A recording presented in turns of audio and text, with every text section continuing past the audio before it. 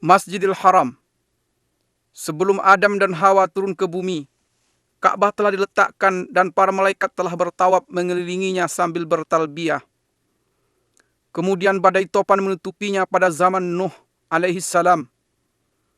Tatkala yang maha tinggi dan kuasa menghendaki manusia kembali kepada cahaya kebenaran, Dia perintahkan Nabi Ibrahim alaihi salam untuk membawa istri beliau Hajar beserta putra beliau Ismail yang masih menyusuh ke lembah kosong yang kering dari air dan buah-buahan. Di sana keduanya beliau tinggal pulang. Sesampai di jalan beliau berdoa kepada Allah, "Wahai Rabb kami, sesungguhnya aku telah menempatkan sebahagian keturunanku di lembah yang tidak mempunyai tanam-tanaman di dekat rumah Engkau, Baitullah, yang dihormati.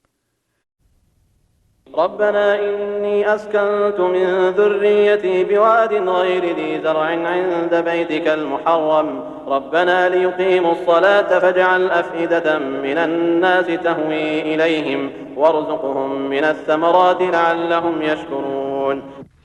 Ya Rabb, kami yang demikian itu agar mereka mendirikan salat, maka jadikanlah hati sebagian manusia cenderung kepada mereka, dan beri rezekilah mereka dari buah-buahan, mudah-mudahan mereka bersyukur. Sebagai pengabulan doa Nabi Ibrahim, terpancarlah air Zam-Zam, mata air suci untuk Ismail dan ibunya Hajar. Tatkala kabilah-kabilah mengetahui hal ini, mereka segera datang ke tempat air dan kesucian. Adapun Bani Al-Amalik, mereka menetap di atas bukit Qaiqu'an setelah mendapatkan izin dari Hajar alaihissalam. Ketika Ismail alaihissalam menginjak dewasa dan balik, ia dinikahkan dengan Imarah, putri kepala suku Bani Amalik. Di saat kabilah Jurhum datang, tinggallah mereka di celah Al-Wad. Setelah beberapa tahun, Allah mengizinkan nabinya Ibrahim alaihissalam untuk berkunjung ke lembah tersebut di atas. Di sana beliau menanyakan tentang keadaan Ka'bah dan istri beliau.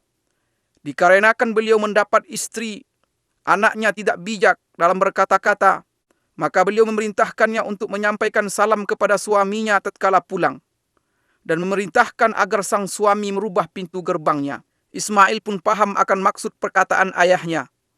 Lantas beliau ceraikan wanita tersebut. Tatkala mendengar berita itu, Bani Jurhum segera mengejar kemuliaan pernikahan dengan Nabi Ismail alaihissalam. Dari pasangan inilah akhirnya terlahir kabilah-kabilah Arab yang paling terpandang.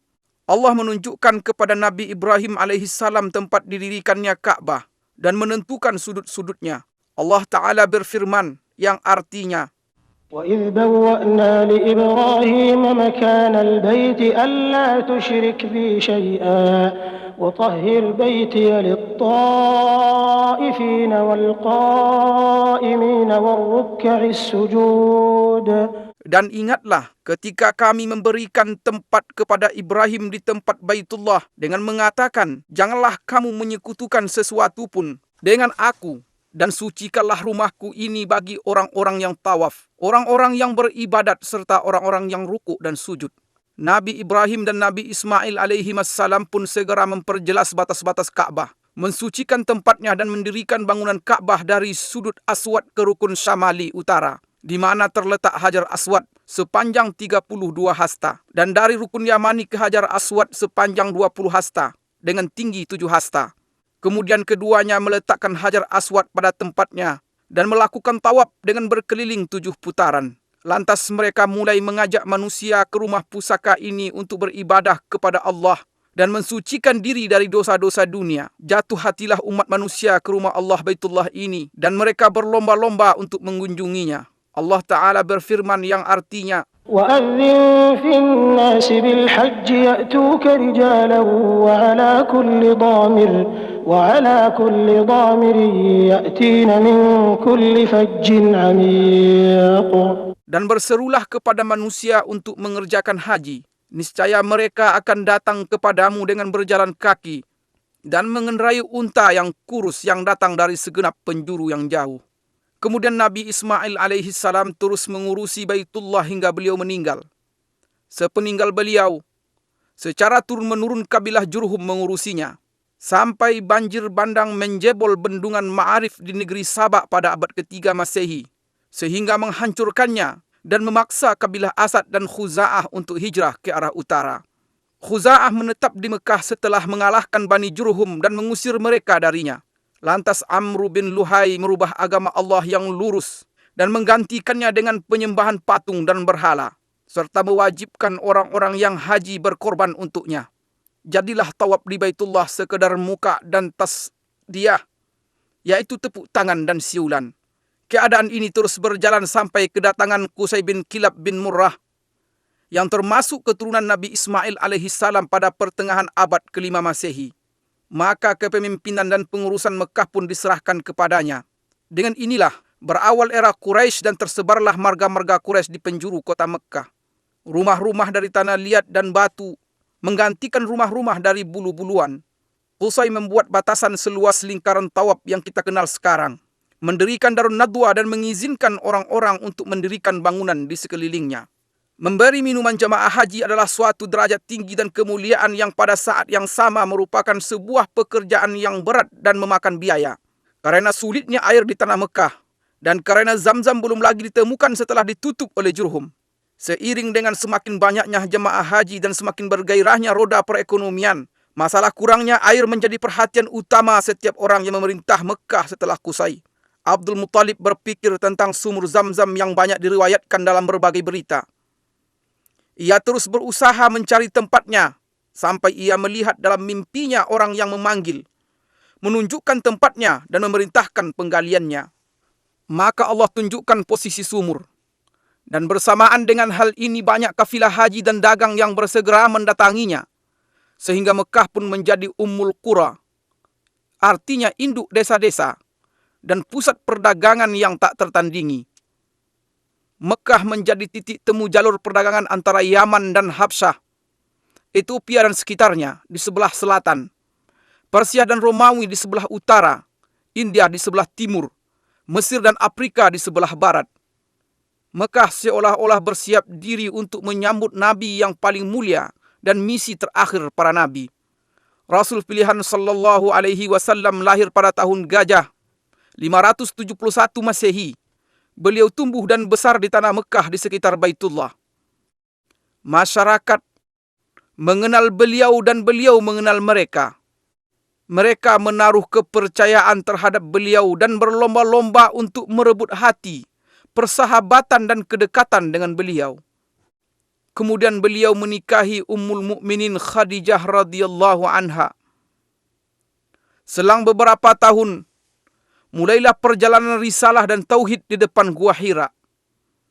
Lahirlah umat Islam dan turunlah wahyu. Dengan nama Allah yang Maha Pengasih lagi Maha Penyayang, Allah Ta'ala berfirman yang artinya,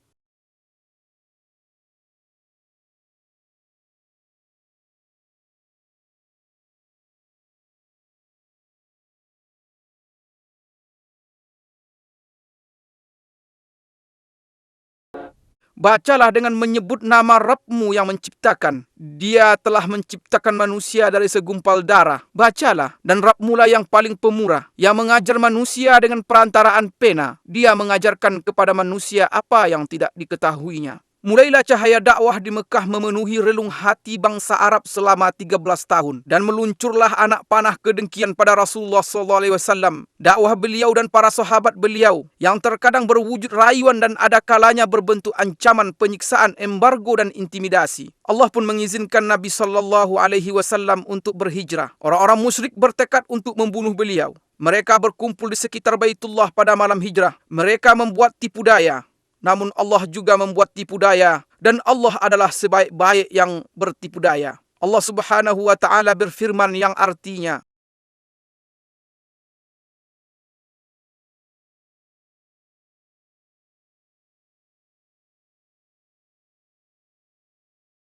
dan kami adakan di hadapan mereka dinding, dan di belakang mereka dinding, dan kami tutup mata mereka sehingga mereka tidak dapat melihat. Keluarlah Rasulullah SAW dari Mekah dengan ditemani Abu Bakar As-Siddiq radhiyallahu anhu menuju Yasrib dengan selamat. Meskipun jalan ke Yasrib adalah arah utara, mereka mengambil jalan ke arah selatan Mekah. Di perjalanan, Rasulullah sallallahu alaihi wasallam menoleh ke negeri tempat beliau menghabiskan masa kecil dan awal dakwah beliau sebagai perpisahan dari seorang yang sangat mencintai Baitullah Al-Haram. Kemudian keduanya berjalan bersama sejauh 10 km hingga sampai di Gunung Sur. Lantas naik sampai di Gua Sur untuk istirahat dan bersembunyi. Abu Bakar radhiyallahu anhu sangat mengkhawatirkan nyawa Nabi Muhammad sallallahu alaihi wasallam. Di lain pihak beliau sallallahu alaihi wasallam tidak terbebani dengan hal ini. Beliau berkata, "Wahai Abu Bakar, apa pendapatmu tentang dua orang yang Allah menjadi yang ketiga bagi keduanya?" Allah Ta'ala berfirman yang artinya, إلا تنصروه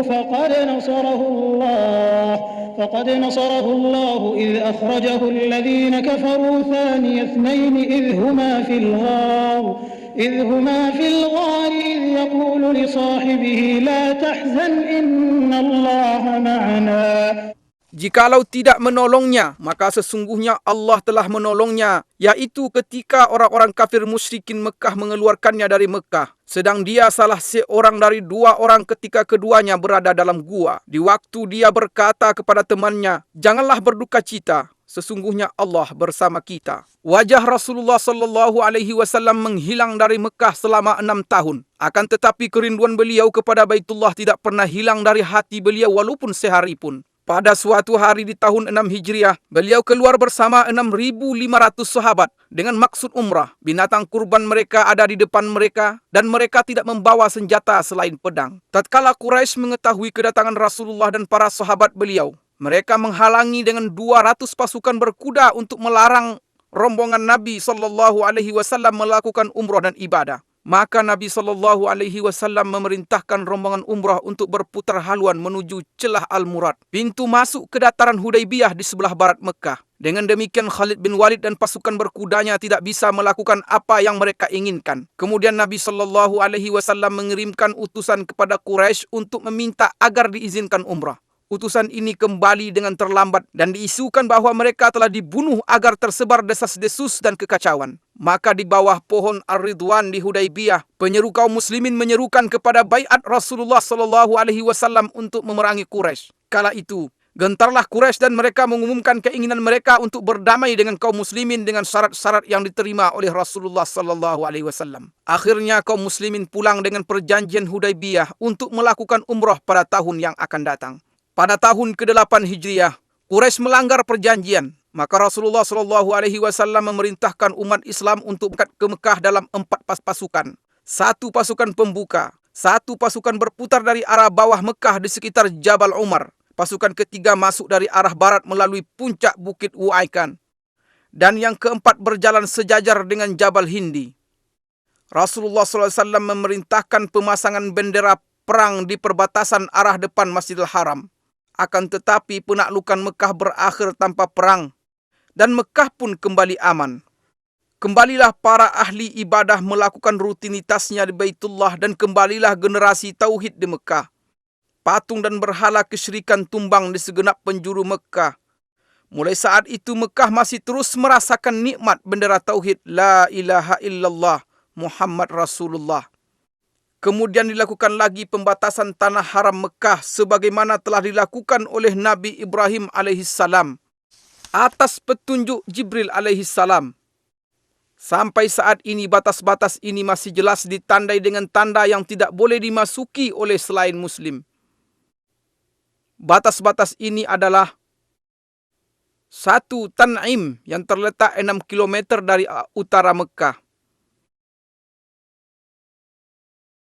Kedua, Wadi Nakhlah yang terletak di sebelah timur laut Mekah sejauh 14 km. Ketiga, Adha, letaknya 12 km dari arah selatan Mekah. Keempat, Sumaisi yang merupakan batas tanah haram di sebelah barat dan terpisah dari Mekah sejauh 15 km. Di dalam Al-Quranul Karim, Mekah Al-Mukarramah disebut di beberapa ayat dengan nama yang berbeda-beda. Di antara nama-nama ini adalah 1. Al-Baladul Haram, artinya tanah haram. Allah Subhanahu wa taala berfirman yang artinya, "Aku hanya diperintahkan untuk menyembah Rabb negeri ini yang telah menjadikannya haram dan kepunyaannya lah segala sesuatu." Kedua, Ummul Qura, artinya induk desa-desa. Allah Subhanahu wa taala berfirman yang artinya, dan ini Al-Quran adalah kitab yang telah kami turunkan yang diberkahi, membenarkan kitab-kitab yang diturunkan sebelumnya, dan agar kamu memberi peringatan kepada penduduk Ummul Qura. Yang ketiga, Al-Baladul Amin, artinya kota yang aman. Allah Subhanahu wa taala berfirman yang artinya, demi buah tin dan buah zaitun, dan demi bukit Sinai, dan demi bukit Sinai, dan demi kota Mekah ini yang aman. Yang keempat, Ma'ad, artinya tempat kembali. Allah Subhanahu wa taala berfirman yang artinya, sesungguhnya yang mewajibkan atasmu melaksanakan hukum-hukum Al-Quran benar-benar akan mengembalikan kamu ke tempat kembali. Yang kelima, Mekah. Allah Subhanahu wa taala berfirman yang artinya, dan dialah yang menahan tangan mereka dari membinasakan kamu dan menahan tangan kamu dari membinasakan mereka di tengah kota Mekah. Yang keenam, Bakkah. Allah Subhanahu wa taala berfirman yang artinya, sesungguhnya rumah yang mula-mula dibangun untuk tempat beribadah manusia ialah Baitullah yang di Bakkah, yang diberkahi dan menjadi petunjuk bagi semua manusia. Mekah pada awal era Saudi adalah percontohan untuk seni penataan kota di mana gang-gangnya yang sempit bertemu di Masjidil Haram yang merupakan jantung dan ruhnya. Orang yang memperhatikan bisa dengan mudah menemukan pengaruh faktor cuaca terhadap penampilan Mekah Al-Mukarramah, dan bentuknya yang sesuai dengan bentuk lembah serta lereng gunung yang berdiri di atasnya, yang merupakan perpanjangan dari lembah Ibrahim, Tua, Fatah, dan bagian atas dari Wadi Muhassir. Kemudian, hubungan langsung antara cuaca dan arsitektur bangunan di Mekah tampak dengan jelas. Udara Mekah panas dan kering di sebagian besar musim. Derajat panasnya berkisar antara 30 hingga 45 derajat. Karenanya, jalan-jalan dibuat sempit meskipun gedung-gedungnya menjulang tinggi, agar orang-orang bisa berlindung di balik bayang-bayangnya sepanjang hari. Perluasan pertama Masjidil Haram dilakukan oleh Khalifah Umar bin Khattab pada tahun 17 Hijriah. Selanjutnya Utsman bin Affan pada tahun 18 Hijriah.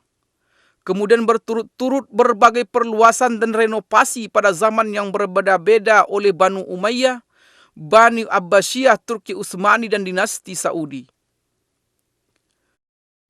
Perluasan Saudi yang diumumkan oleh Raja Abdul Aziz Al Saud pada tahun 1368 Hijriah adalah peristiwa terpenting selama ini, karena berlangsung selama 20 tahun dan luas Masjidil Haram bertambah menjadi 160.000 meter persegi setelah sebelumnya tidak melebihi 19.000 meter persegi. Masjid terdiri dari 2 lantai yang dilapisi marmer luar dalam. Semua bagian perluasan Turki Utsmani yang lama direnovasi dan disatukan dengan perluasan yang baru. Lingkaran tawaf diperluas sebesar 300% dari luasnya yang lama dan dilapisi dengan marmer putih yang tidak menyerap panas. Pintu-pintu masuk sumur Zam-Zam dipindahkan dan pintu Ka'bah yang mulia diganti dengan pintu berlapiskan emas murni yang beratnya mencapai 286 kg. Perluasan juga mencakup Mas'a di antara Safa dan Marwah yang dibangun 2 tingkat. Pelayan 2 tanah haram Raja Fahad bin Abdul Aziz menambahkan beberapa tambahan penting dalam perluasan ini, yang mencakup pembangunan 6 jembatan di Mas'a dan sejumlah tangga listrik bergerak yang digunakan untuk naik ke tingkat atas. Juga perbaikan bagian atas masjid agar bisa digunakan untuk solat dalam keadaan darurat. Pada masa ini, di mana jumlah umat Islam mencapai 1 miliar jiwa dan transportasi begitu mudah bagi jutaan di antara mereka, perluasan Masjidil Haram dan Masjid Nabawi memiliki arti penting yang tidak ada tandingannya sepanjang sejarah. Perluasan yang dilakukan pelayan 2 tanah haram Raja Fahad bin Abdul Aziz adalah jawaban langsung dalam menyambut jumlah jamaah haji yang terus bertambah. Maka pada tanggal 2 Safar 1409 Hijriah, pelayan 2 tanah haram meletakkan batu pertama proyek perluasan Masjidil Haram di Mekah Al-Mukarramah dengan anggaran sebesar 6,8 miliar rial Saudi dan mencakup halaman Suq Saghir, yaitu pasar kecil di sebelah barat masjid. Desainnya dibuat melengkapi masjid yang sekarang dari segi eksterior dan bentuk arsitektur secara umum. Bangunan perluasan ini meliputi 1 pintu gerbang utama, 14 pintu kecil ditambah pintu-pintu masuk yang ada sekarang. Juga 2 buah menara setinggi 180 meter yang desainnya menyerupai 7 menara yang lain. Ditambah lagi pembangunan 2 bangunan untuk eskalator, 1 di arah selatan dan 1 lagi di utara, untuk memudahkan jemaah haji dan jemaah solat. Halaman yang mengelilingi Masjidil Haram disiapkan sedemikian rupa dan berlantaikan marmer putih yang memantulkan panas. Dengan demikian Masjidil Haram bisa memuat hampir 1 juta orang. Pemandangan Masjidil Haram pada 10 hari terakhir bulan Ramadan tidak tertandingi oleh pemandangan sepanjang tahun. Karena pada saat itu ada salat tarawih dan tahajud, di mana tangan-tangan menengadah dengan khusyuk. Hati-hati yang penuh harap dan air mata yang tertumpahkan, semua mengharap ampunan Tuhan. Allah Subhanahu wa ta'ala berfirman yang artinya, dan siapa lagi yang mengampuni dosa selain Allah?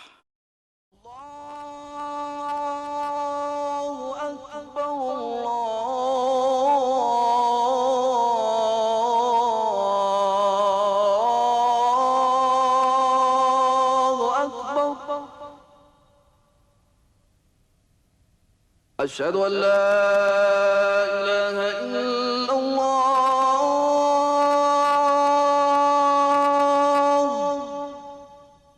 Masjidil Aqsa. Sejarah tempat ini adalah cerita bersambung 5.000 tahun sejak ditinggali oleh kaum Yabus. Kemudian penduduk keturunan Kan'an yang berdarah Arab turun-temurun menempatinya dan menjadi bagian yang tak terpisahkan dari tanah ini. Di sini mereka menemukan ketenangan dan keamanan. Mereka pun menganugerahi tempat ini peradaban dan seni. Dan tempat ini membalas dengan aliran kebaikan dan barakah seolah-olah seperti pohon zaitun yang merupakan simbol cinta dan anugerah. Sepanjang masa ini, kota ini telah mengalami lebih dari 25 peperangan yang semuanya bisa dilewati. Dan kota ini beserta penduduknya yang baik tetap bertahan dan menjadi simbol sejarah serta peradaban manusia. Kota ini berbeda dari kota-kota yang lain. Disinilah jembatan yang menghubungkan bumi dengan langit pada malam Isra dan Mi'rajnya.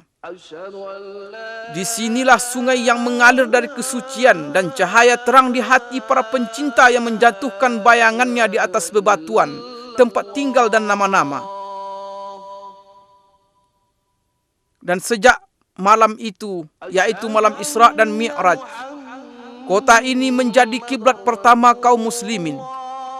Mereka menghadap ke arahnya dengan hati mereka sebelum melihatnya dengan mata. Ia telah menetap di sanubari umat Islam sebelum mereka tinggal di dalamnya. Maka bangkitlah suatu kerinduan untuk selalu bersama. Di sini dan dari Gunung Al-Mukabbir di tahun 636 Masehi, Khalifah Umar bin Khattab melontarkan takbir bersejarahnya, di mana terlihat oleh beliau bahwa kunci kota suci ini diserahkan dan manusia seluruhnya menerima isi surat perjanjian Umar. Sejarah masih terus teruji dengan panasnya rangkaian peristiwa, dan kota suci ini pada masa Islam mengalami puncak kemajuannya dalam peradaban dan peran kemanusiaan. Bagaimana tidak? Sedangkan penakluknya yang pertama, Nabi Muhammad SAW bersabda, "Satu golongan dari umatku akan terus berada di atas kebenaran. Mereka menang dan unggul atas musuh-musuh mereka. Orang yang menyelisihi mereka tidak membahayakan mereka. Tidak pula kesusahan menimpa mereka sampai datang kepada mereka perkara Allah," artinya kematian. Sedangkan mereka dalam keadaan seperti itu. Para sahabat bertanya, "Di manakah mereka wahai Rasulullah?" Beliau menjawab, "Di Baitul Maqdis dan sekitarnya."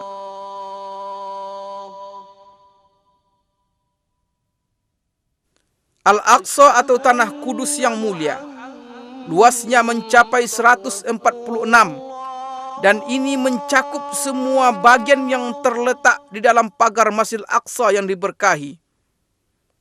Di dalamnya terdapat banyak jalanan dan tenda-tenda yang didirikan oleh para raja dan gubernur, serta banyak jalan air, dan yang paling terkenal jalan air Qaitbay, serta lebih dari 25 sumur air tawar. Ini adalah Masjidil Aqsa yang dirancang oleh Khalifah Umar bin Khattab. Adapun dengan bentuknya yang sekarang, Masjidil Aqsa dibangun oleh Khalifah Abdul Malik bin Marwan dan diselesaikan oleh putranya Khalifah Al-Walid bin Abdul Malik pada tahun 705 Masehi. Dahulu, Masjidil Aqsa diterangi dengan 1.700 lampu. Orang-orang yang tak bisa mengunjunginya mengirimkan minyak untuk menghidupkan lampu-lampu ini.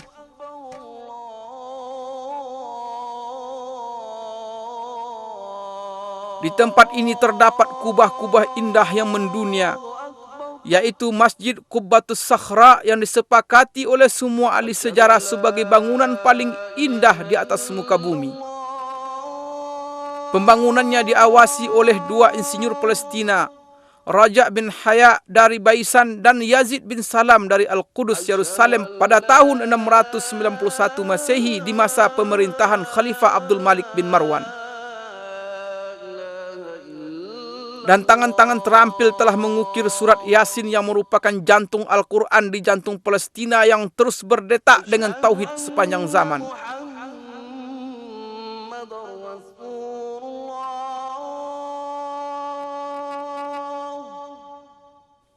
Masjidil Aqsa memiliki 10 pintu. Dan kota Al-Qudus yang sekarang disebut dengan Al-Baldah Al-Qadimah, artinya kota lama, memiliki 7 pintu. Ini di luar beberapa pintu masjid dan pintu kota yang ditutup. Pagar kota Al-Qudus yang bersejarah telah dicoba diruntuhkan lebih dari 17 kali, namun selalu bisa segera tegak kembali. Renovasi terakhir dilakukan pada masa Sultan Sulaiman Al-Qanuni di tahun 1536 Masehi. Al-Qudus dikelilingi oleh 4 menara tinggi dan 34 menara biasa. Di sini, di setiap jengkal dan pojok terdapat barakah, ketinggian dan keindahan menara-menara yang ramah dengan panggilan langit. Kubah-kubah yang tersohor di jalan-jalan ketinggian. Mihrab-mihrab yang salat di dalamnya tidak menunjukkan selain kesucian. Dan tempat-tempat duduk yang mengingatkan kepada orang-orang berbudi. Pada tanggal 30 Juli 1980 Masehi, Perdana Menteri Israel dengan kesepakatan partainya mengeluarkan keputusan menjadikan Al-Qudus sebagai ibu kota Israel untuk selamanya. سندافع عن المدينة الثالثة في الإسلام بكل ما تستطيع ولن تبخل عليها بدم. Kita akan pertahankan kota ketiga Islam ini dengan segala kemampuan dan tidak akan keberatan untuk menumpahkan darah karenanya. Di saat umat Islam kehilangan ingatan, saat itulah Al-Qudus akan hilang. Dahulu selama 100 tahun Masjidil Aqsa dirubah menjadi perkantoran. Masjid Qubbatus Sakhra dirubah menjadi gereja. Musalla Al-Marwani menjadi kandang kuda. Suara azan tak terdengar lagi. Hingga Allah berkehendak menyiapkan orang yang mengeluarkan kota yang berharga ini dari kotoran, kelaliman dan penjajahan. Datanglah Salahuddin Al-Ayyubi memasuki Al-Qudus setelah perang Hittin pada tahun 1187 Masehi. Dengan mengangkat bendera Tauhid untuk bersujud dan bersujud bersamanya pasukan penakluk yang berjaya mengalahkan berbagai rintangan yang telah menghalangi junjungan kita Nabi Muhammad SAW dan kejayaan beliau.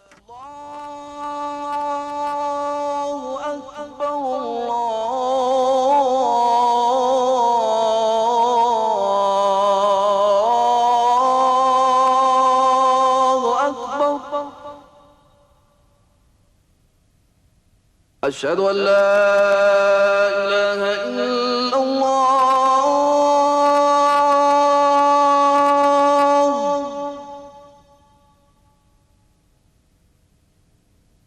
Asyhadu an la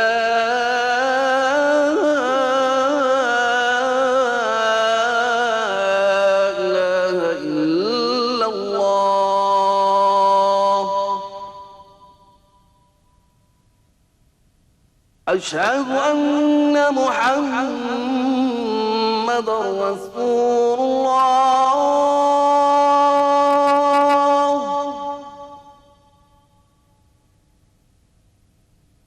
أشهد أن محمد رسول الله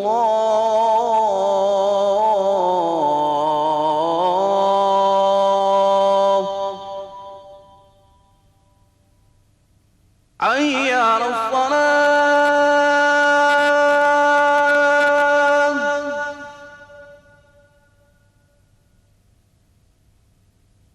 حي على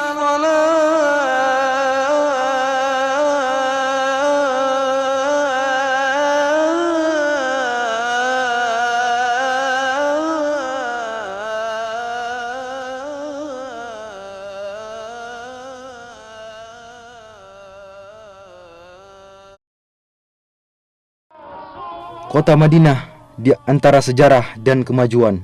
Selamat datang di kota Madinah Munawwarah, tempat kembalinya keimanan dan tempat tinggal Rasulullah sallallahu alaihi wasallam. Selamat datang di kota Madinah bersama kilauan perkembangan dan kemajuan yang ada di dalamnya. Kita akan membaca perjalanan sejarah kota Madinah dimulai dari zaman dahulu kala sampai zaman yang terang yang menyinari dunia.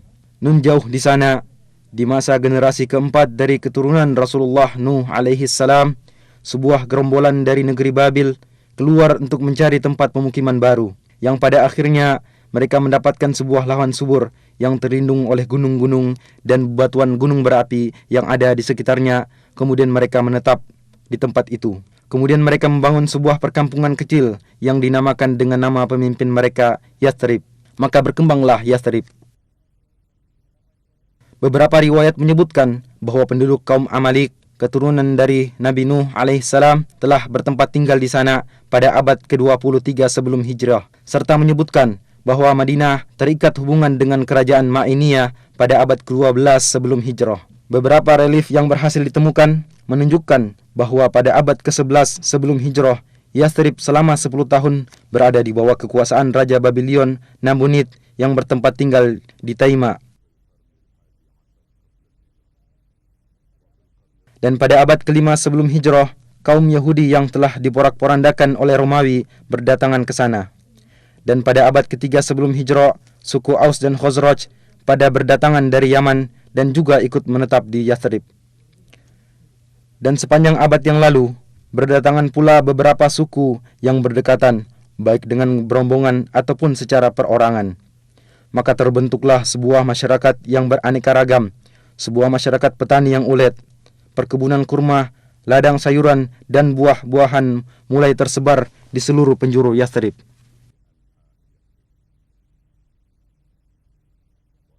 Sehingga kafilah-kafilah dagang yang berpindah-pindah antara negeri Syam dan Yaman singgah di sana untuk membekali diri dengan airnya yang jernih dan kurmanya yang istimewa, serta untuk melakukan tukar-menukar barang dagangan dengan penduduknya.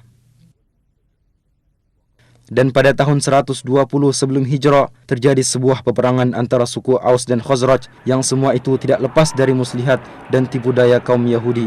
Peperangan yang terjadi berkali-kali yang dikobarkan oleh rasa iri dan dendam menjadikan kehidupan menjadi kacau dan menyebabkan kebanyakan orang merasa jemu dengan keadaan yang ada, sehingga mereka dengan penuh rasa sabar menunggu terjadinya sebuah perubahan. Benih jalan keluar dan perubahan mulai muncul pada tahun ketiga sebelum hijrah, ketika pada musim haji beberapa orang dari suku Khazraj bertemu dengan Rasulullah sallallahu alaihi wasallam. Kemudian beliau sallallahu alaihi wasallam mendakwai mereka untuk memeluk agama Islam dan membacakan beberapa ayat-ayat Al-Qur'an kepada mereka. Akhirnya sebagian mereka mengatakan kepada sebagian yang lainnya, "Wahai kaumku, ketahuilah demi Allah, sungguh dia adalah nabi yang dijanjikan oleh orang-orang Yahudi dan jangan sampai mereka mendahului kalian kepadanya." Kemudian mereka berkata kepada Rasulullah sallallahu alaihi wasallam, "Kami tinggalkan kaum kami dan di antara mereka sedang terjadi permusuhan dan perpecahan yang sangat dahsyat. Mudah-mudahan Allah Subhanahu wa taala denganmu mempersatukan mereka." Kemudian mereka kembali ke kota Yathrib dalam keadaan beriman. Pada tahun berikutnya, 10 orang dari suku Khazraj dan 2 orang dari suku Aus berjumpa dengan Rasulullah sallallahu alaihi wasallam. Kemudian mereka menyatakan keislaman dan membaiat Rasulullah baiat Aqabah pertama. Rasulullah sallallahu alaihi wasallam mengutus Mus'ab ibnu Umair bersama mereka untuk mendakwai penduduk Yathrib, baik di rumah-rumah mereka atau di perkebunan untuk memeluk agama Islam. Dan akhirnya berkat usahanya sebagian mereka mendapatkan hidayah, di antaranya sebagian pemimpin suku Aus dan Khazraj. Pada musim haji berikutnya 70 orang berangkat menemui Rasulullah sallallahu alaihi wasallam untuk membayat beliau pada baiat Aqabah kedua. Mereka mengajak Rasulullah sallallahu alaihi wasallam dan para sahabatnya untuk berhijrah dari Mekkah ke Madinah untuk bersama-sama membangun masyarakat Islam pertama. Kemudian kaum muslimin mulai berhijrah menuju kota Madinah. Berikutnya Rasulullah sallallahu alaihi wasallam dan sahabatnya Abu Bakar As-Siddiq berangkat berhijrah, yang mana beliau bagaikan bulan purnama yang datang menerangi kota Madinah.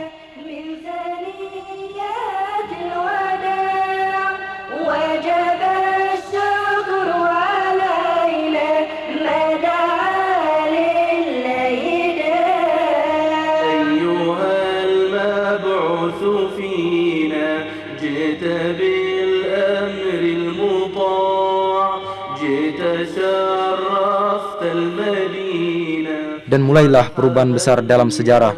Segala sesuatu berubah. Namanya berubah dari Yathrib menjadi Madinah. Di samping itu, dia juga masih memiliki nama-nama lain yang menunjukkan akan kedudukannya yang agung, seperti Thayyibah, Thabah, dan Ad-Dar. Keyakinan manusia berubah dari pengagungan terhadap berhala menjadi Islam. Masjid Nabawi menjadi pusat bimbingan dan pemerintahan. Pasukan-pasukan perang dikirim untuk memberantas kesyirikan dan menegakkan kalimat tauhid.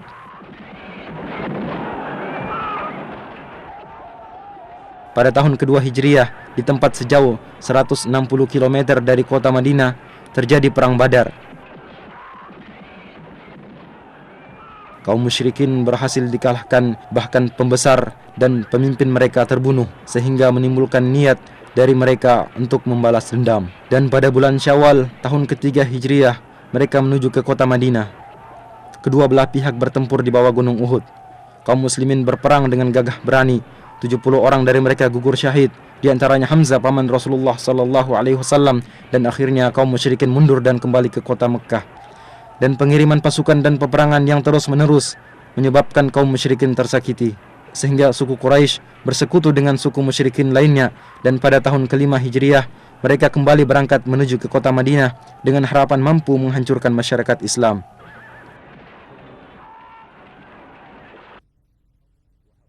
Kaum muslimin menggali parit dan membentengi kota Madinah. Akhirnya kaum musyrikin mengepung mereka dari belakang parit dan mereka berusaha berkali-kali untuk menerjang. Akan tetapi kaum muslimin berhasil memukul mundur mereka. Mereka dihinakan oleh Allah Subhanahu wa ta'ala, dan Allah mengirimkan angin topan yang menyambar-nyambar. Akhirnya mereka mundur dan kembali dengan kekalahan.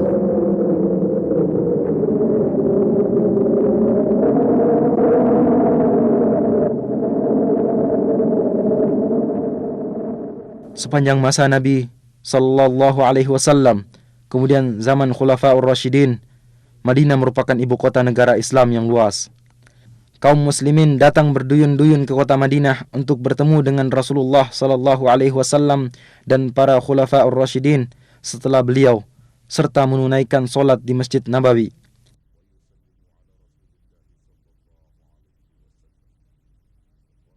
Bersamaan dengan bertambahnya masyarakat Islam, maka dirasakan perlunya perluasan Masjid Nabawi. Pada tahun ke-7 Hijriah, Rasulullah sallallahu alaihi wasallam melakukan perluasan masjid untuk pertama kalinya. Kemudian pada tahun ke-17 Hijriah, Khalifah Umar ibn Khattab melakukan perluasan dengan merenovasi bangunan seperti bentuknya semula.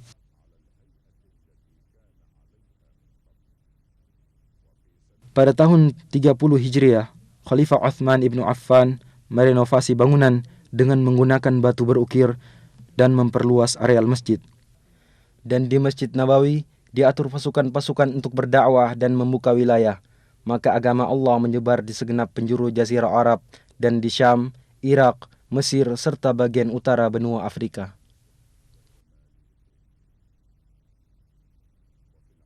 Di zaman Umawi, pemerintahan dipindahkan ke kota Damaskus dan bersamanya pindah pula lah denyut kehidupan politik dan gejolaknya. Madinah telah menjadi sebuah wilayah pemerintahan yang tenang. Ladang dan perkebunan semakin banyak, sampai-sampai terlihat di sekitar Wadi Aqiq tiada lagi tempat untuk bangunan.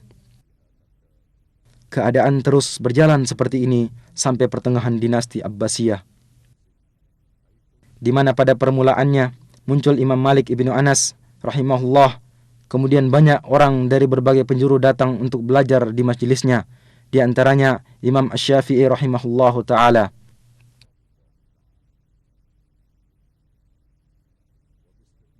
Dengan pengecualian fitnah dan gejolak yang terjadi pada abad pertama dan kedua, Madinah adalah sebuah kota yang tentram dan penuh dengan nuansa ilmu. Kaum muslimin berbondong-bondong datang ke kota Madinah untuk menunaikan solat di Masjid Nabawi.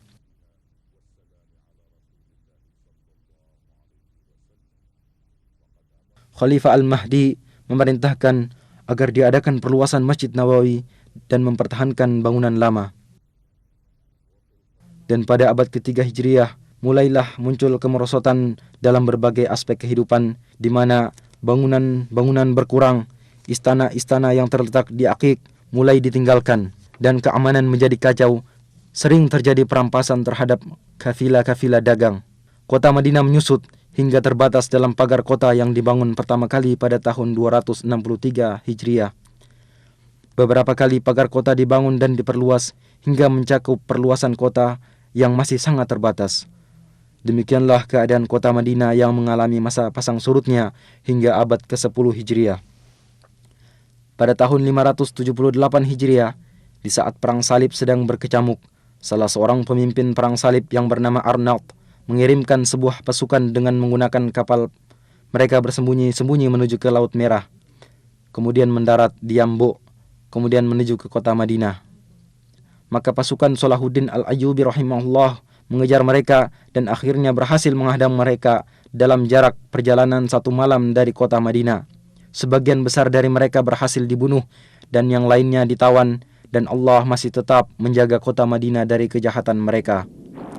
Pada tanggal 5 Rajab tahun 654 Hijriah, sebuah gunung besar yang terletak di sebelah timur kota Madinah meletus dan mengalirkan sebuah sungai lahar ke arah barat menuju ke kota Madinah, lalu dengan takdir Allah Ta'ala menyimpang ke arah utara.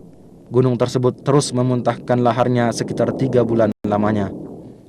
Pada tahun 886 Hijriah, kobaran api yang disebabkan oleh sambaran petir melahap bangunan Masjid Nabawi dan menghancurkan sebagian besar dari bangunan masjid, akan tetapi kamar Nabi selamat dari lalapan api. Kemudian atas dana dari Sultan Qutbai, bangunan Masjid Nabawi dikembalikan lagi.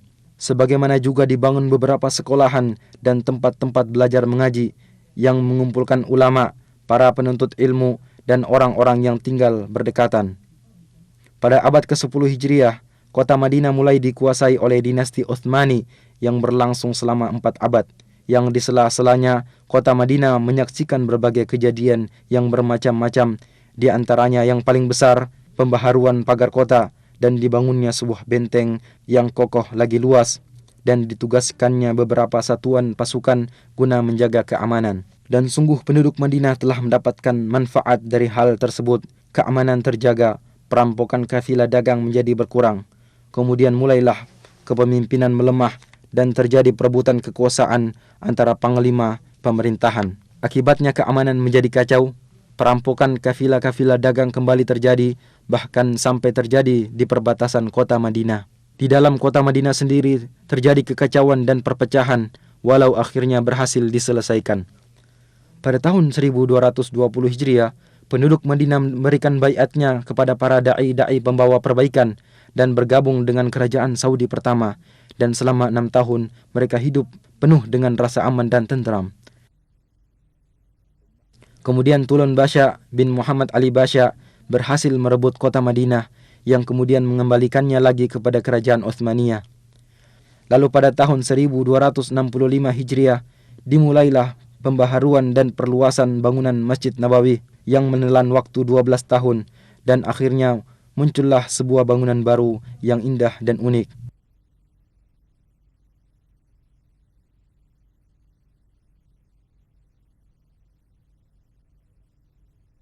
Pada tahun 1318 Hijriah, kota Madinah dihubungkan dengan kota Istanbul melalui sebuah stasiun radio yang besar dan kuat, serta mampu berhubungan dengan stasiun-stasiun radio lainnya.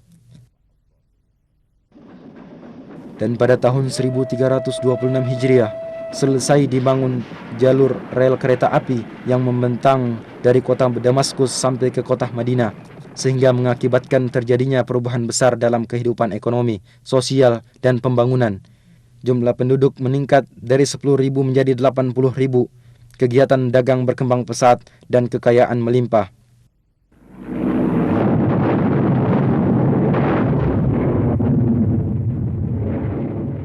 Akan tetapi pada tahun 1334 Hijriah, mulailah saat-saat yang berat dan keras dari perjalanan kota Madinah Munawwarah, dikarenakan mulainya Perang Dunia Pertama.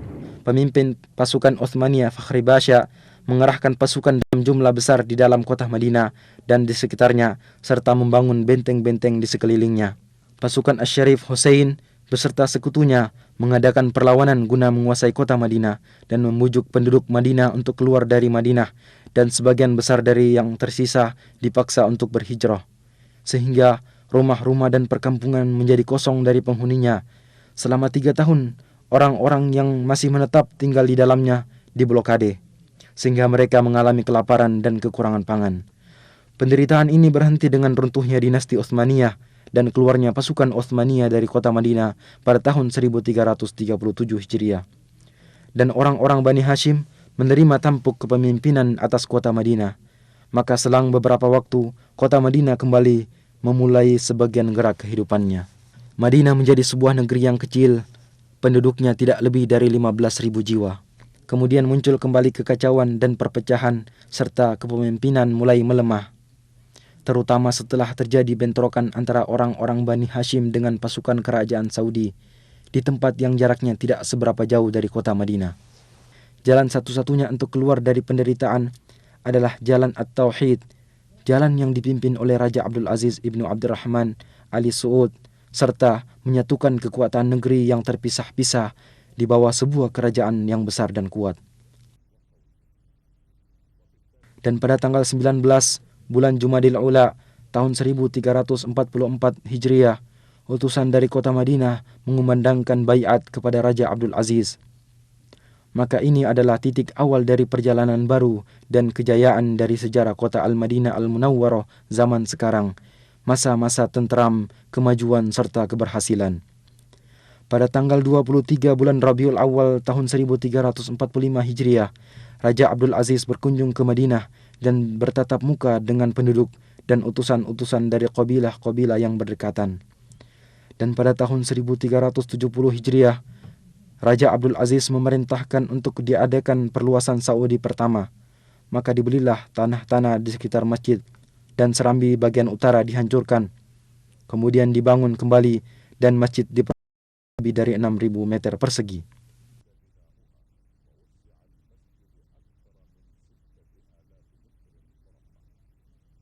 Maka tampillah sebuah bangunan baru lagi indah yang serambinya menampung ribuan jamaah solat.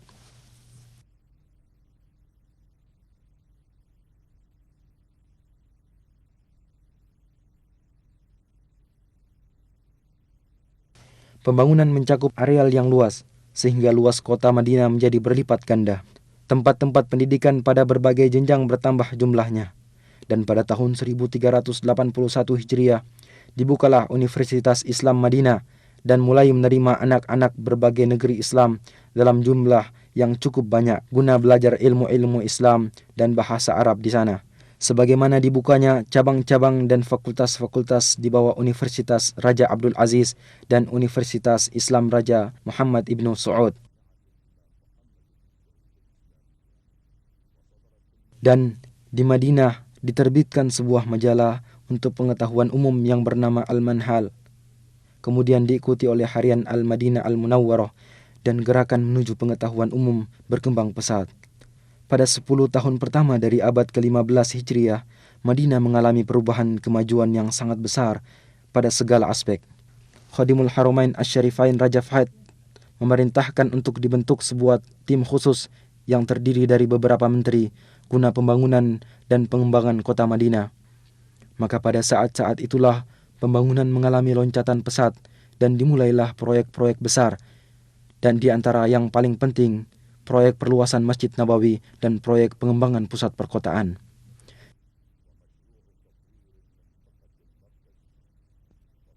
Dan pada tanggal 15 bulan Safar tahun 1405 Hijriah, Khadimul Haramain Asy-Syarifain meletakkan batu pertama untuk proyek tersebut, maka dimulailah pekerjaan pembangunan besar ini.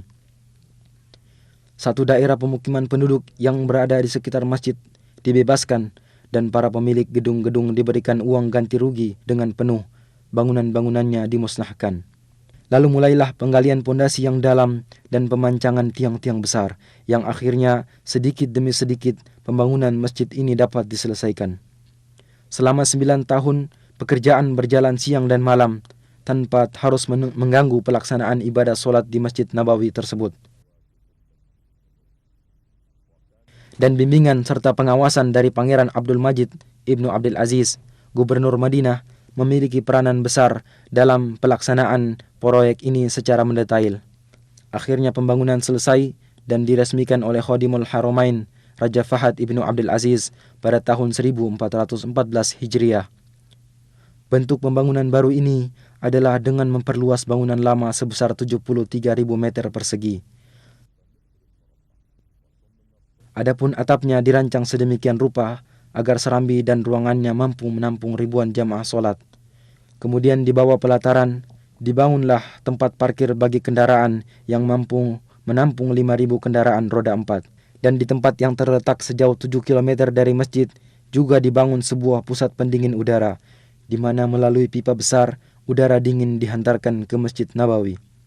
Sungguh Masjid Nabawi telah menjadi sebuah bangunan yang istimewa, di mana di dalamnya para peziarah akan menikmati saat-saat beribadah yang tenang dan menyenangkan.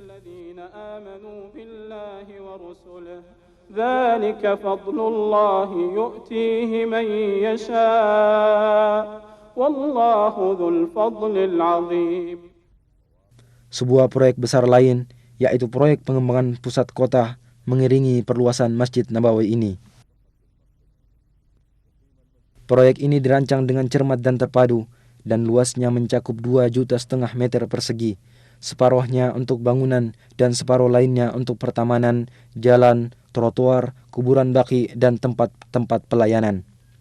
Dan dengan cepat telah bermunculan pula komplek-komplek besar untuk perumahan dan pertokoan yang masing-masing bangunan terdiri dari ratusan apartemen dan kamar penginapan serta ratusan pertokoan yang dibangun dengan desain terbaru. Demikianlah seakan-akan sebuah kota yang dibangun dengan rancangan arsitek dan peralatan modern mengitari Masjid Nabawi. Setiap orang akan merasakan kehidupan yang menyenangkan dan pelayanan yang lengkap.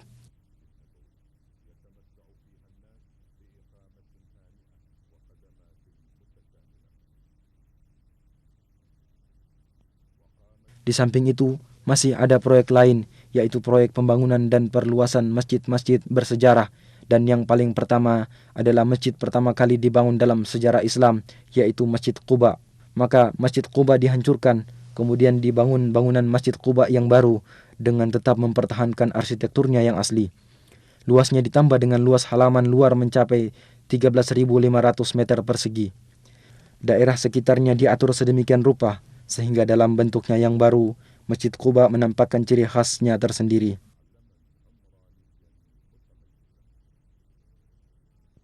مسجد أسس على التقوى من أول يوم أحق أن تقوم فيه رجال يحبون أن يتطهروا والله يحب المطهرين. Dan di pintu gerbang masuk kota Madinah, tepatnya di daerah Dzul Khulaifah, terletak sebuah masjid kecil tua dan bersejarah, yaitu Masjid Miqat, tempat orang yang hendak haji atau umroh berihram. Khadimul Haramain Asy-Syarifain memerintahkan agar masjid tersebut diperbaharui dan diperluas. Maka dibangunlah masjid tersebut agar menjadi tempat ibadah sekaligus terminal yang lengkap bagi orang-orang yang hendak bepergian keluar kota Madinah.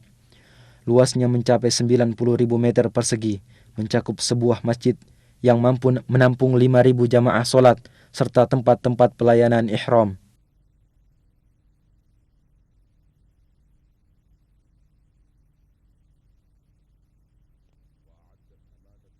Dinas Tata Kota Madinah membuat perencanaan kota yang membagi kota atas 3 lapis lingkaran. Pada setiap perkampungan dibangun taman-taman agar Madinah tetap subur dan hijau. Keanggunan model yang melengkapi keagungan isi akan semakin menampakkan norma-norma keimanan yang diemban oleh kota ini sepanjang sejarah. Sementara itu, orang yang bertempat tinggal di dalamnya atau berziarah ke sana akan mendapatkan manisnya iman, tempat tinggal yang tenteram, serta ketenangan jiwa.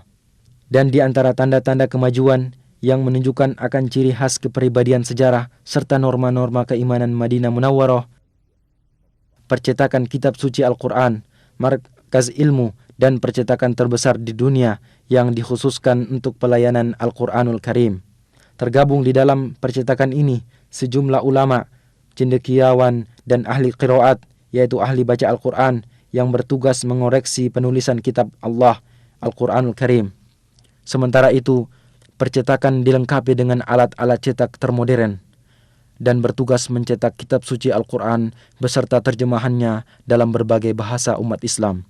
Percetakan juga menyiapkan studio khusus untuk rekaman serta kaset dan piringan hitam untuk merekam bacaan Al-Quran. Percetakan ini sampai sekarang telah mempersembahkan lebih dari 130 juta mushaf Al-Quran beserta terjemahannya dalam berbagai ukuran.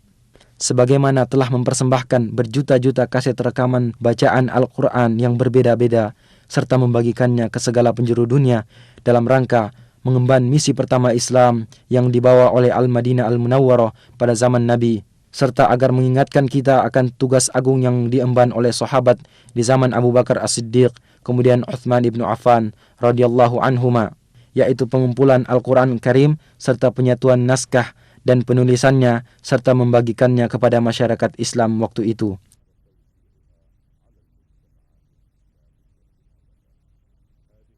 Ini semua adalah tanda-tanda dari kepribadian Al-Madinah Al-Munawwarah agar selalu mengemban kehormatan ini, kehormatan melayani kitab Allah Ta'ala, agar kecintaan terhadap kota Madinah selalu berada dalam sanubari setiap muslim sebagai realisasi atas doa Rasulullah sallallahu alaihi wasallam, "Ya Allah, jadikanlah kami cinta terhadap Madinah sebagaimana cinta kami terhadap Makkah atau lebih.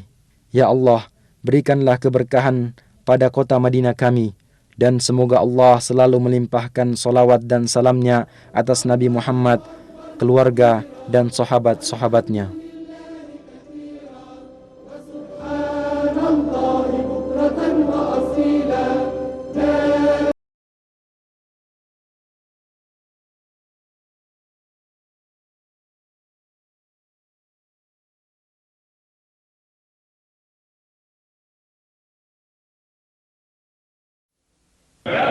Yang telah menanamkan kecintaan kepada hamba-hambanya untuk menunaikan ibadah haji dan umroh, untuk melipat gandakan pahala mereka dan menghapuskan dosa-dosa mereka.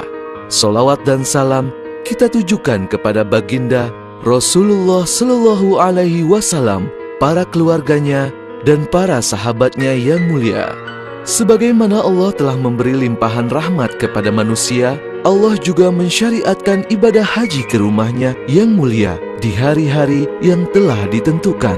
Mereka berdatangan dari seluruh penjuru dunia menuju tempat yang paling mulia, dan Allah telah menjadikan ibadah haji sebagai rukun Islam kelima bagi siapa yang mampu melaksanakannya.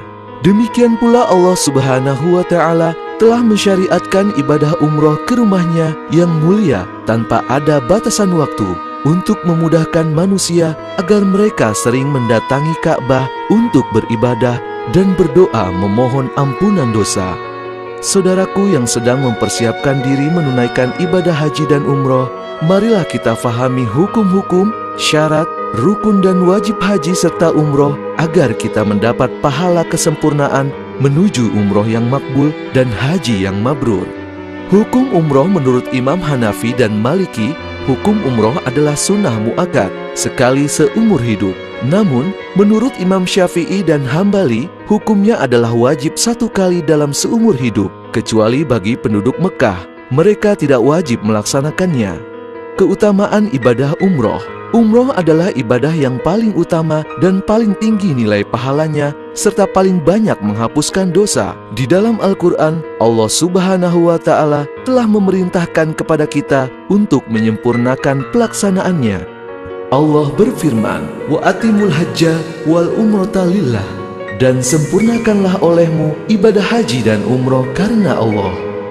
Rasulullah Shallallahu Alaihi Wasallam bersabda, dari satu umroh ke umroh berikutnya merupakan penghapus dosa yang terjadi antara keduanya, dan haji yang mabrur itu tak ada balasannya kecuali surga. Diriwayatkan dari Abdullah bin Mas'ud, beliau berkata, Rasulullah Shallallahu Alaihi Wasallam bersabda, sertakanlah antara haji dan umroh, sesungguhnya keduanya dapat menghilangkan kefakiran dan dosa sebagaimana hilangnya karat dari besi, emas, dan perak. Hadis riwayat At-Tirmizi. Diriwayatkan dari Abi Hurairah radhiyallahu anhu, beliau bersabda, barang siapa yang mendatangi rumah ini, artinya Ka'bah, dan dia tidak melakukan perbuatan-perbuatan yang tidak baik serta tidak pula berbuat fasik, niscaya dia kembali bersih dari dosa sebagaimana hari ketika ia dilahirkan oleh ibunya. Hadis riwayat Bukhari dan Muslim. Dan juga diriwayatkan dari Abi Hurairah radhiyallahu anhu, sesungguhnya Rasulullah Shallallahu Alaihi Wasallam bersabda, para jamaah haji dan umroh itu adalah tamu-tamu Allah. Maka apabila mereka berdoa, niscaya Allah kabulkan, dan apabila mereka memohon ampun, niscaya akan diampuni. Hadis riwayat Bukhari dan Muslim. Diriwayatkan dari Umar radhiyallahu anhu berkata, Nabi Shallallahu Alaihi Wasallam bersabda, sertakanlah antara haji dan umroh, sesungguhnya menyertakan keduanya dapat menambah umur, menghilangkan kefakiran dan dosa sebagaimana hilangnya karat dari besi, emas, dan perak. Hadis riwayat Baihaqi. Diriwayatkan dari Abi Hurairah radhiyallahu anhu, sesungguhnya Rasulullah Shallallahu Alaihi Wasallam bersabda, barang siapa keluar untuk melakukan ibadah umroh, kemudian dia meninggal dunia, maka Allah tuliskan baginya pahala orang yang berumroh sampai hari kiamat. Hadis riwayat Abu Ya'la. Ada beberapa hadis yang diriwayatkan tentang keutamaan umroh di bulan Ramadan, antara lain yang diriwayatkan oleh Ibnu Abbas radhiyallahu anhu. Sesungguhnya Rasulullah Shallallahu Alaihi Wasallam telah bersabda, ibadah umroh di bulan Ramadan sama nilainya dengan ibadah haji bersamaku. Hadis riwayat Bukhari dan Muslim.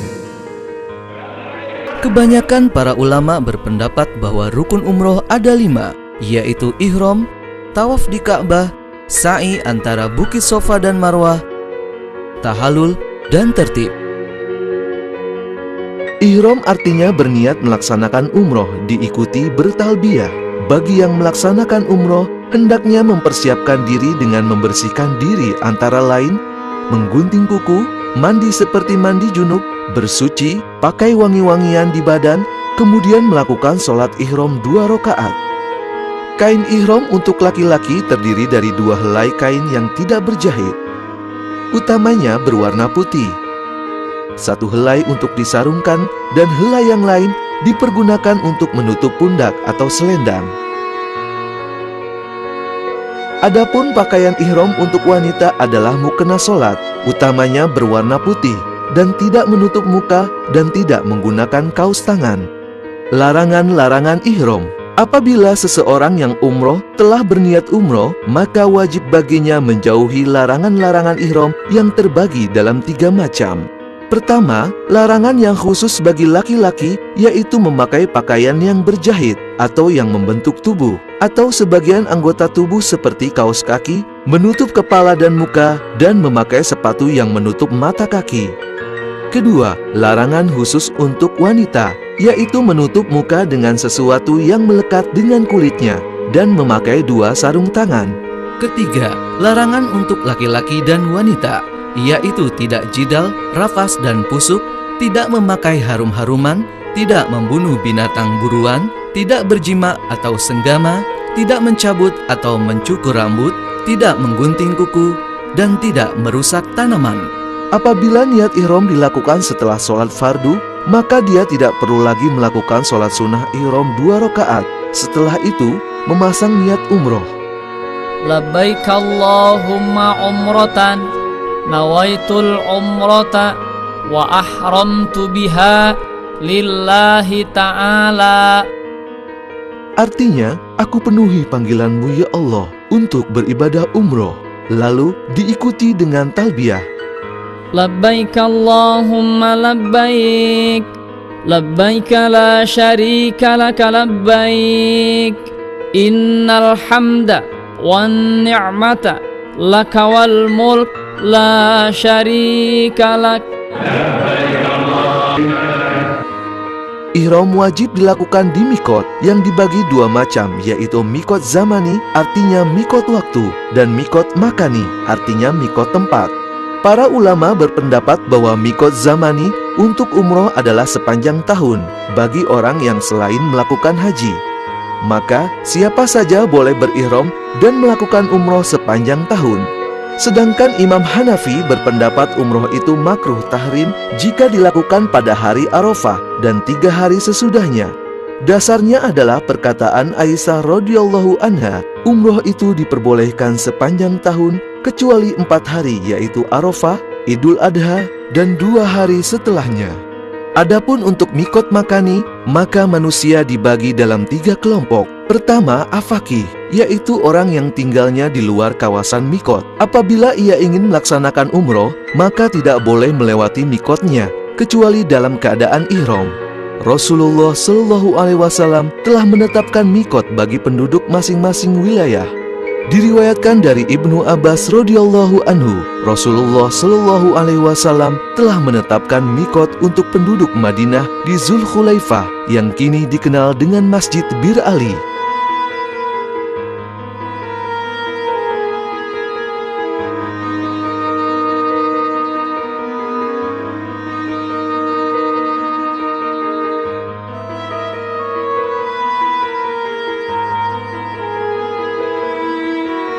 Bagi penduduk Syam di Al-Zufa yang sekarang berihram di Rabi, penduduk Najd di Kornul Manazil, sedangkan bagi penduduk Yaman adalah di Yalamlam. Kemudian Rasulullah Shallallahu Alaihi Wasallam bersabda, mikot-mikot tersebut adalah bagi masing-masing penduduknya dan juga bagi siapa saja yang melewatinya yang berniat untuk melakukan haji dan umroh. Yang kedua, mikoti, yaitu orang yang tinggalnya di kawasan mikot atau yang searah dengannya atau daerah setelah mikot sampai ke daerah Mekah, tapi masih di luar kawasan tanah haram. Maka mikot mereka adalah dari mana mereka akan melakukan umroh, dengan dalil sabdanya Rasulullah Shallallahu Alaihi Wasallam. Dan barang siapa yang tinggal di kawasan mikot atau setelahnya, maka mikotnya adalah dari mana dia berniat. Ketiga, haromi, yaitu orang yang tinggal di kawasan tanah haram Mekah, maka mikot mereka adalah luar daerah tanah haram. Apabila mereka ingin melakukan ibadah umroh, sebaiknya mereka pergi keluar tanah haram, walaupun hanya 1 langkah, dan dari sana mereka berniat ihram untuk umroh. Dalilnya adalah hadis Rasulullah Shallallahu Alaihi Wasallam yang diriwayatkan oleh Aisyah radhiyallahu anha. Beliau berkata, "Hai Rasulullah, apakah kamu berangkat melaksanakan haji dan umroh? Padahal aku berangkat melaksanakan haji saja." Lalu Rasulullah Shallallahu Alaihi Wasallam memerintahkan Abdurrahman bin Abu Bakar untuk mengantarkan Aisyah ke Tan'im dan melaksanakan umroh dari sana setelah melakukan haji di bulan Zulhijjah. Hadis riwayat Bukhari dan Muslim.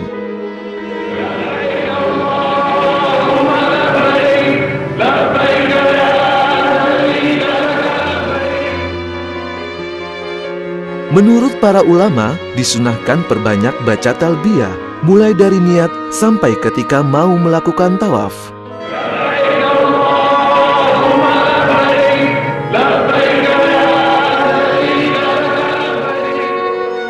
Tawaf.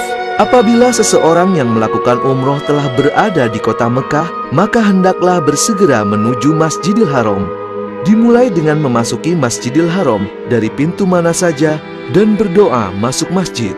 Setelah itu, masuklah menuju areal tawaf. Ketika melihat Ka'bah, maka berdoalah. Areal tawaf di Masjidil Haram berupa halaman luas dengan lantai batu marmer yang di tengahnya berdiri Ka'bah Baitullah, Makom Ibrahim di depan pintu Ka'bah, dan Hijr Ismail berupa bangunan tembok setinggi 1,5 meter berbentuk setengah lingkaran. Untuk memulai tawaf, berdirilah dengan posisi sudut Hajar Aswad di sebelah kiri kita dan neon hijau yang ada di atas masjid di sebelah kanan kita. Karena saat ini, garis batas untuk memulai tawaf yang berupa marmer berwarna coklat telah dihilangkan untuk menghindari berdesakan. Jangan lupa untuk membuka bahu kanan kita atau ittiba. Disunahkan sebelum memulai tawaf untuk mencium Hajar Aswad. Namun, karena padat dan berdesakan, cukup dengan melambaikan tangan kanan ke arah sudut Hajar Aswad sambil mengucapkan Bismillahi Allahu Akbar dan dikecup. Lalu, berjalanlah memulai tawaf mengelilingi Ka'bah dengan membaca doa apa saja yang difahami atau yang dianjurkan melalui buku-buku manasik umroh dan haji.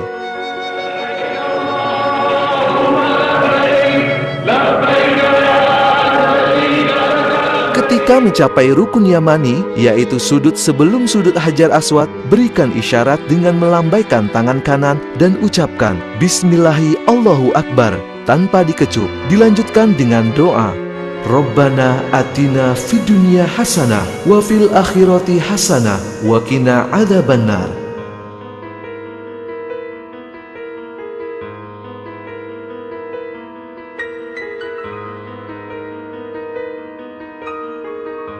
Hingga mencapai sudut Hajar Aswad. Sesampai di sudut Hajar Aswad, berhenti sejenak, lalu kembali beri isyarat dengan tangan kanan sambil membaca Bismillahi Allahu Akbar, lalu kecup.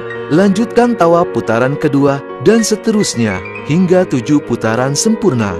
Jika di tengah perjalanan tawaf kita batal wudu, maka berhentilah dan ingat di putaran berapa kita terakhir tawaf.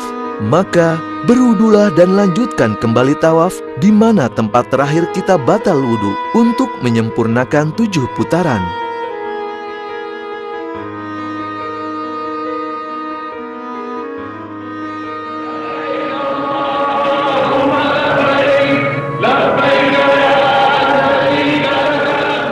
Selesai tawaf 7 putaran, berjalanlah menuju Makom Ibrahim. Sehingga posisi kita menghadap Makom Ibrahim dan Ka'bah, bagian yang ada pintu Ka'bah atau multazam. Carilah tempat yang tidak menghalangi jamaah lain yang tawaf. Atau, jika terlalu padat, dapat sholat di mana saja di Masjidil Haram. Lalu, sholat sunnah 2 rakaat. Rakaat pertama setelah Al-Fatihah membaca surat Al-Kafirun, dan rakaat kedua setelah Al-Fatihah membaca surat Al-Ikhlas. Lalu, berdoalah. Setelah sholat sunnah 2 rakaat, lanjutkan dengan minum air zam-zam yang berada di pinggiran tempat tawaf untuk menyegarkan diri sambil berdoa, Allahumma inni nas'aluka ilman nafi'an wa rizqan wasi'an wa sifaan min kulli da'im birahmatika ya arhamar rahimin.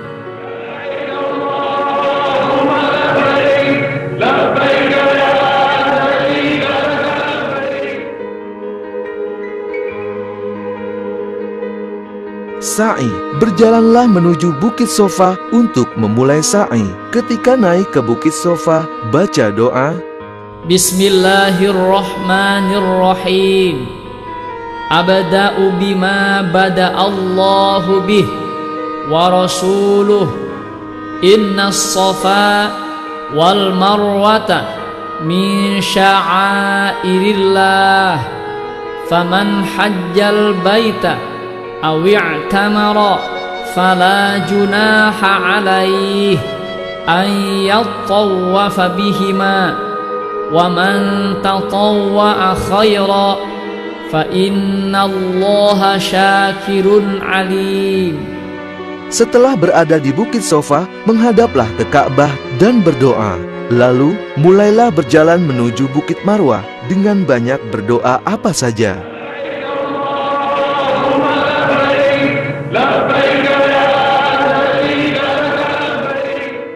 Ketika tiba di antara 2 lampu atau pilar hijau, maka berlari kecil sambil membaca doa.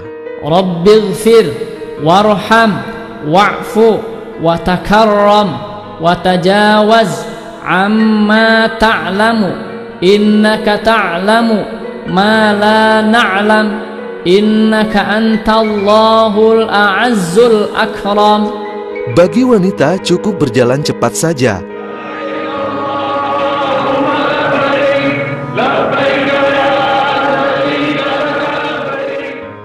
Lintasan sa'i saat ini telah diperluas dan terdiri dari 3 lantai dan biasa dipakai adalah lantai 1 dan 2. Untuk jamaah yang menggunakan kursi roda, maka lintasan sa'i berada di tengah.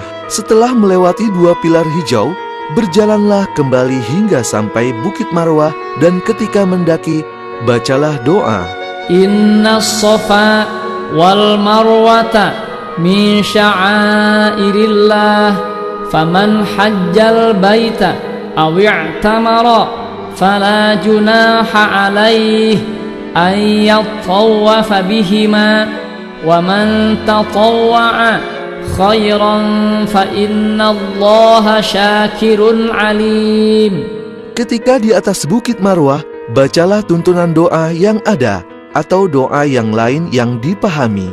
Dari Safa ke Marwah terhitung 1 putaran, dan dari Marwah ke Safa 2 putaran, sehingga putaran ke-7 akan berakhir di Bukit Marwah. Dianjurkan ketika melakukan sa'i dalam keadaan bersuci atau berwudu. Namun, jika batal di tengah-tengah melaksanakannya, maka tidak mengapa. Selesaikan sa'i hingga 7 putaran.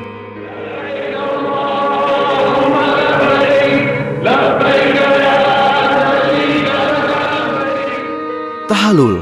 Selesai melakukan sa'i 7 putaran, maka rangkaian ibadah umroh diakhiri dengan tahallul, ditandai dengan menggunting rambut, minimal 3 helai bagi laki-laki dan 1 ruas jari bagi wanita. Dan Rasulullah Shallallahu Alaihi Wasallam memerintahkan digundul bagi laki-laki.